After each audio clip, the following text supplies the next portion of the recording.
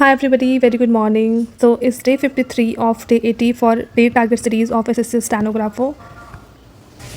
As you all know कि हम यहाँ पे जो कल हमने प्रीवियस ईयर पेपर आपको चैलेंज में दिया था उसकी हम यहाँ पे एनालिसिस करते हैं और इस एनालिसिस में जितने भी क्वेश्चन रॉन्ग हुए होते हैं इंक्लूडिंग पैरा जम्बल्स, एरर, एंटोसाइनो, वोकैब एंड फिलर्स, हम यहाँ पे उसको डिस्कस करते हैं and we just try to find out the best possible trick approach जिससे वो आंसर नेक्स्ट टाइम सही हो जाए एंड उसके रिलेटेड कोई भी क्वेश्चन हो रॉन्ग ना हो।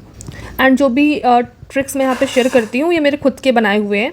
आई just take idea from 120 rule. I try my best कि वो क्वेश्चन नेक्स्ट टाइम से रॉन्ग ना हो। तो वीडियो को एंड तक देखना अगर आपको भी ट्रिक्स या फिर लॉजिक चाहिए होंगे एरर के क्वेश्चन सॉल्व करने के लिए, या फिर कैसे सॉल्व करना है एंटोसाइनो या फिर पैरा जम्बल्स या फिर एरर स्पॉटिंग, एनीथिंग।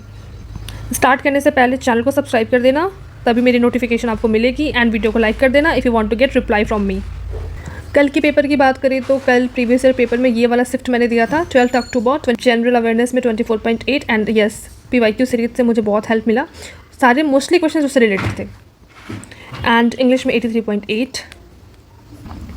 नाउ ये देखो, ये है मेरा पूरा फॉर्मेट इंग्लिश का।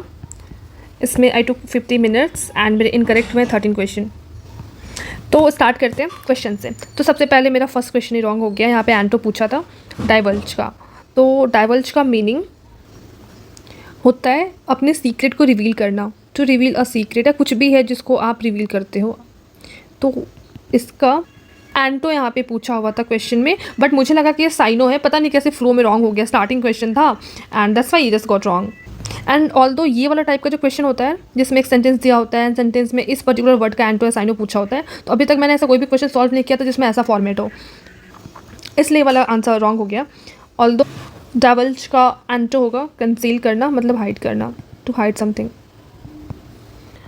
सो इस वाले सेंटेंस में से इसको रीड करना था और इसमें से एक मीनिंग होगी जो इसका एंटो होगा वो आपको बताना था। इन सब की मीनिंग भी देख लो। ऑप्ट मतलब होता है टू सिलेक्ट, आप किसी चीज़ को ऑप्ट कर रहे हो ना, आप इसको पिक कर रहे हो। एग्जीक्यूशन का मतलब होता है किसी चीज़ को एग्जीक्यूट करना, मीन्स उसको सर्व करना या फिर कंप्लाई करना। एंड कल्प्रिट का तो पता होगा, दोषी होता है, यानी किसी ने कुछ क्राइम किया हो तो उसका मतलब कल्प्रिट होता है। इस वाले क्वेश्चन में बताना था कंटेंटमेंट की एंटोनिम। सबसे पहले वीडियो को पॉज कर लो और अपने अकॉर्डिंग बताओ कि एंटोनिम क्या होगा। एंड हाँ, कमेंट में बताना ताकि आपको पता हो। एंड एक बार आप जब उसको राइट करोगे तो कहीं ना कहीं आपके माइंड में फील हो जाएगा। नेक्स्ट टाइम से जब भी कंटेनमेंट की मीनिंग देखोगे तो मेरा आपको कमेंट पे याद आएगा कि हाँ हमने कमेंट किया था या फिर कहीं सर्च किया था। So just pause this video and try to solve it from your end. Contentment में क्या हुआ था, मैं कंफ्यूज हो गई थी प्लेजर के बीच में एंड सैडनेस के बीच में, बट आई थॉट कि कंटेनमेंट मतलब होता है डिससेटिस्फैक्शन, तो उसके अकॉर्डिंग प्लेजर आंसर होगा, तो मैंने प्लेजर मार्क किया था। बट नहीं, कंटेनमेंट का मतलब होता है संतुष्ट होना। ये वाला मैं कंफ्यूज हो गई थी डिसकंटेनमेंट और कंटेनमेंट में। ये थोड़ा सा अच्छा वर्ड है, ये मुझे कितनी बार मिला एग्जाम में, चाहे वो सीजल का भी मॉक में लगाती हूँ तभी मुझे मिलता है और CHSL में भी मिलता है। सो गाइस, इसका आंसर होगा सैडनेस। सैडनेस का तो यू ऑल नो, सैड का मतलब दुखी होता है, तो इसका आंसर ये वाला होगा। यानी ये संतुष्ट है कंटेनमेंट, तो इसका आंसर होगा सैडनेस, यानी वो दुखी है, एंटो यानी ऑपोजिट। कंटेनमेंट का अगर साइनो होता तो प्लेजर हो सकता था।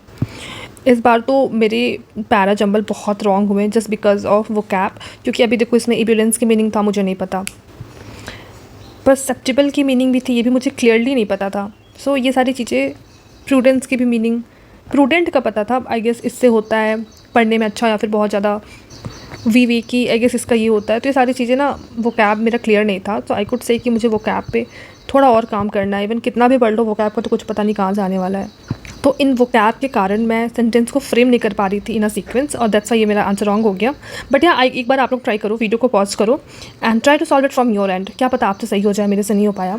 एंड जब सॉल्व करना तो मेक श्योर कि आप ये वाली मीनिंग नोट कर लेना अपने पास, लाइक इब्यूलेंस की मीनिंग अगर पता हो, ये परसेप्टिबल की मीनिंग तो रहने देना, नहीं तो नोट कर लेना। उसके बाद ये कोहेरेंट फॉर्म में सॉल्व करना कि क्या राइट आंसर होगा, बिकॉज मेरा तो रॉन्ग हो गया।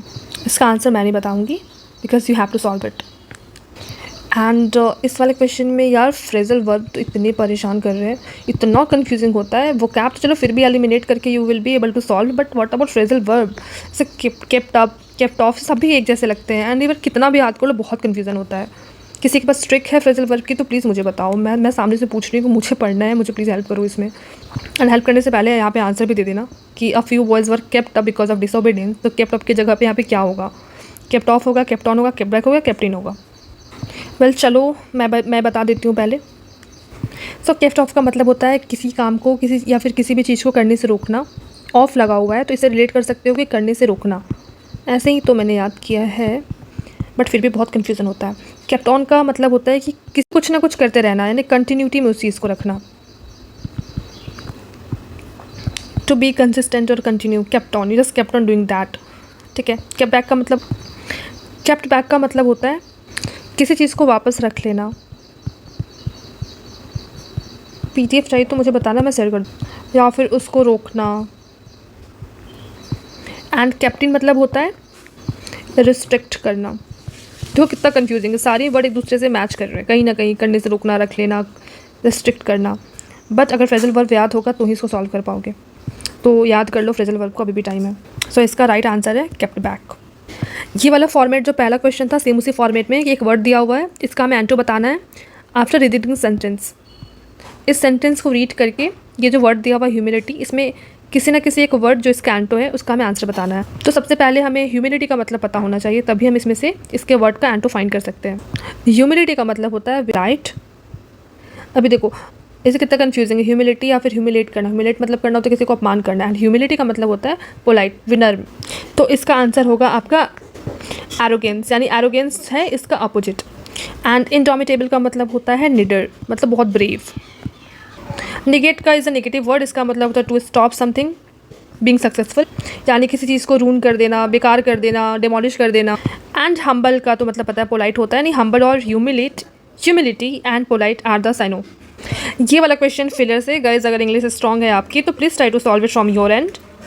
यहाँ पे क्या होगा कि वो कैप की भी आपकी प्रैक्टिस हो जाएगी and you will be able to know कि हाँ इसके में ये फिल होता है, एंड एक बार क्रॉस चेक भी हो जाएगा कि really are you able to solve it और नॉट। तो यहाँ पे पहले में फिल होगा नेसेसिटी इज़ एन, यहाँ पे इरेसिस्टिबल फिल होगा क्योंकि इसका मतलब होता है जिसको कोई रोक ना सके, लाइक इजी या फिर इम्पॉसिबल टू स्टॉप। तो ये वाला वर्ड यहाँ फिल होगा। आपका बताना आपने सही किया था इसको या नहीं, बिकॉज मेरा तो ये रॉन्ग हो गया था एंड मैंने यहाँ पे एसेंशियल मार्क कर दिया था which is wrong according to that. और वर्ड्स पे देख लेते हैं। एसेंशियल का मतलब होता है नेसेसरी, यानी बहुत ज़्यादा आवश्यक, बहुत ज़्यादा ज़रूरी। एसेंशियल का मीनिंग होता है बहुत ज़्यादा ज़रूरी। इनकंसीवेबल का मतलब होता है नॉट एबल टू कॉम्प्रीहेंड, यानी समझ से बाहर। एंड अनप्रेडिक्टेबल का मीनिंग तो साथ पता होगा, जिसको हम प्रिडिक्ट ना कर सके कि आगे क्या होने वाला है फॉर्चून में। तो इसका जस्ट यहाँ पे बैठ नहीं रहा है, सो ये वाला नहीं होगा, ये वाला नहीं होगा। एसेंशियल एंड इरेसिस्टिबल में हमारा आंसर होगा irresistible, not essential. Second question इसी ब्लैंक का था which got wrong from my and. It states the mind so that it causes, जहाँ पे इसका आंसर होगा वायलेंटली। मैंने यहाँ पे मैसिवली मार्क किया था क्योंकि वो रॉन्ग हो गया। इस पैसेज के अकॉर्डिंग यहाँ पे वायलेंटली फिट होगा। सो अभी एरर में सिर्फ इतना ही। अगर कोई क्वेश्चन आपको समझ में ना आए या फिर आपका रॉन्ग हो तो आप मुझे क्वेश्चन नंबर कमेंट में बता देना, मैं नेक्स्ट डे उसको एनालिसिस में एक्सप्लेन कर दूंगी।